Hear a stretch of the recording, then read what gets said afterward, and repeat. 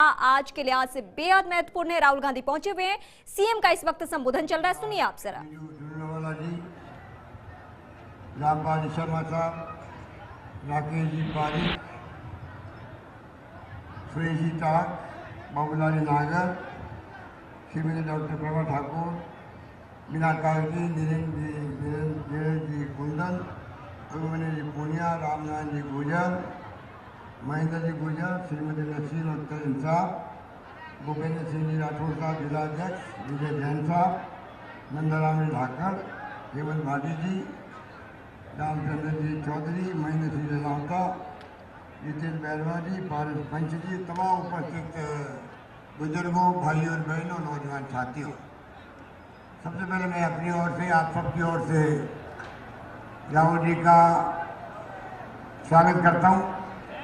हमें बहुत खुशी है कि चुनाव के अंदर जो माहौल बनाया है राहुल जी ने, आप सबको मालूम है किस रूप में शुरुआत करी उन्होंने।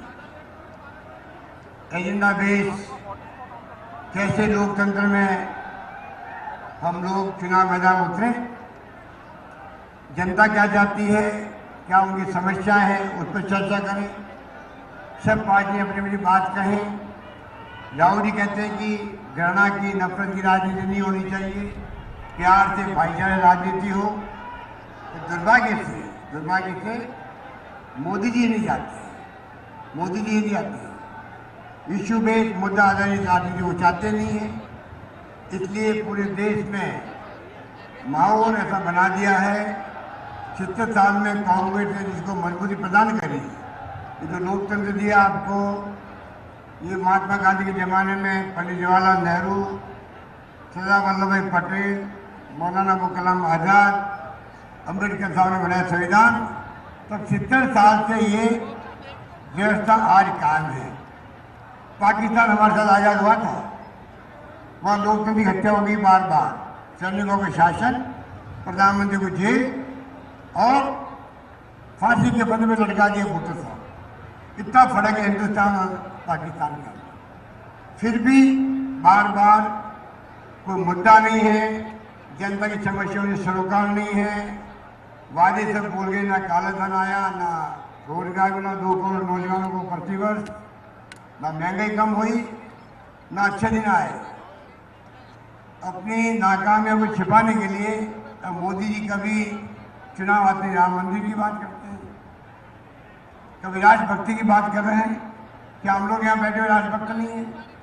इस प्रकार के हालात में ये चुनाव का मुद्दा बना रहे हैं। राहुल जी चाहते हैं कि जो कहते हैं हमें करना चाहिए, वो हम लोग भी ये कहते हैं, वादा वही करो जो निभ सकता हो और निभाओगे।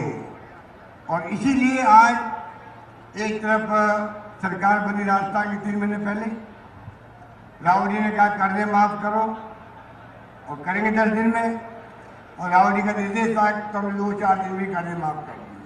कर्जा माफ हुआ बैंकों का, सीसी बैंक का हो गया, भूमि विकास बैंक का हुआ, अब नेशनल बैंक का कर्जा है, राष्ट्रीयकृत बैंक का कर्जा 2 लाख का कर्जा में चुनाव के बाद वो भी माफ होगा। ये मैं आपको निवेदन करना चाहता हूँ। इसी प्रकार हमने राजस्थान में अब आपके गाँव में पानी के बिल नहीं आएंगे, पानी निःशुल्क कर दिया गया है। दूसरा कदम हमने ये उठाया है।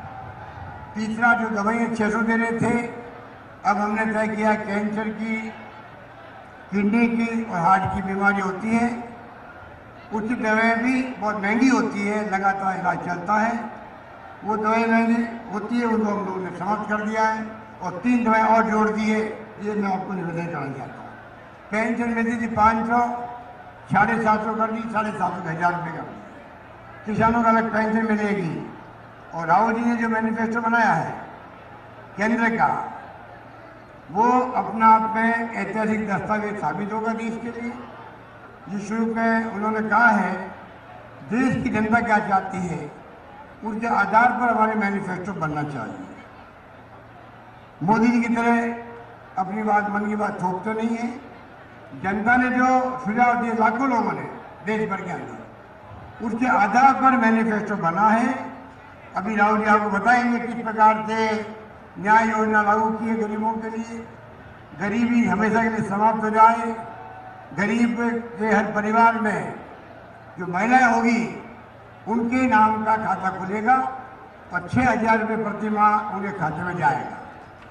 72,000 रुपये मिलेंगे प्रति वर्ष उनको, 3,60,000 मिलेंगे प्रति वर्ष के मिलेंगे।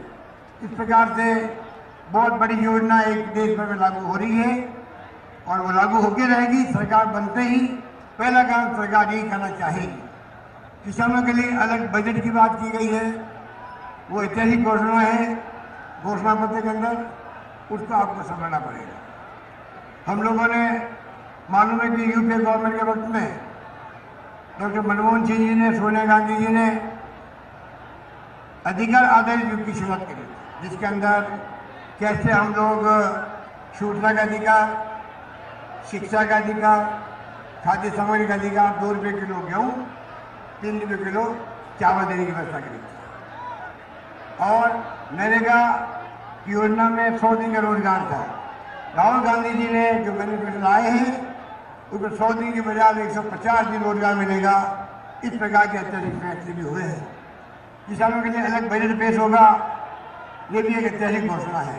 इस प्रकार मैं कहना चाहूँगा, एक तरफ कांग्रेस पार्टी है जो आपकी अपनी पार्टी है, छत्तीसगढ़ कौम की पार्टी है, सबको साथ लेके चलती है, जिसने इतिहास बनाया है देश के अंदर, आज़ादी के पहले भी, आज़ादी के बाद के अंदर भी। तो मामूली बात नहीं थी जब इंदिरा गांधी जी ने आज़ाद करवा के थोड़ा देश 93,000 उनके जनरल, कर्नल, मेजर सैनिकों का आपको स्वतंत्र करवा दिया। इस प्रकार से बंदी बना दिया गया, ऐतिहासिक फैसला हुआ, ऐतिहासिक युद्ध हुआ और विजय हुए। अटल बिहारी वाजपेयी को कहना पड़ा उसके अंदर, इंदिरा गांधी ये दुर्गा का रूप, वो जमाना भी हमने देखा है। मोदी जी क्या बात करेंगे, 70 साल में क्या किया। मोदी जी पूछो कि आपने देखा है क्या किया, जहाँ सुई नहीं बनती थी, बिजली क्या होती लोग समझते नहीं थे, पहनने को कपड़े नहीं थे, गांव में क्या कस्बों में बिजली नहीं थी, पानी नहीं था, शिक्षा नहीं थी, स्वास्थ्य सेवाएं नहीं थी, सड़कें नहीं थी। आज क्या नहीं है, ये मसौदा है। अजमेर की बात करें, जयपुर की बात करें, देश की बात करें, जो कुछ हुआ है देश में आज़ादी के बाद में कांग्रेस की देन है। इसको भूलना नहीं चाहिए। तो मोदी जी जुमला बोलते रहते हैं, सच बोलते नहीं हैं, असत्य बोलते हैं।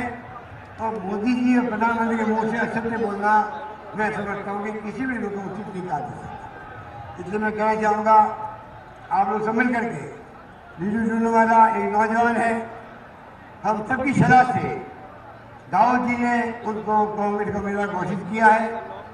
हम सबकी जिम्मेवारी है, एक एक वोट का बहुत महत्व होता है। आपसे मेरी मानवीय अपील है, इतनी बड़ी तादाद में आप लोग प्रवास करने के अंदर, आप लोग खड़े भी हैं, बैठे हुए भी हैं, उसके बावजूद भी जिस प्रकार आपका उत्साह है, मैं अपील करूँगा, एक एक वोट बहुत कीमती होता है।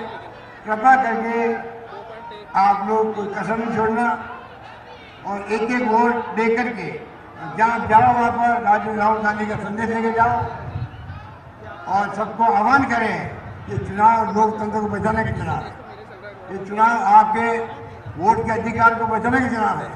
ये चुनाव देश के संविधान को बचाने का चुनाव है।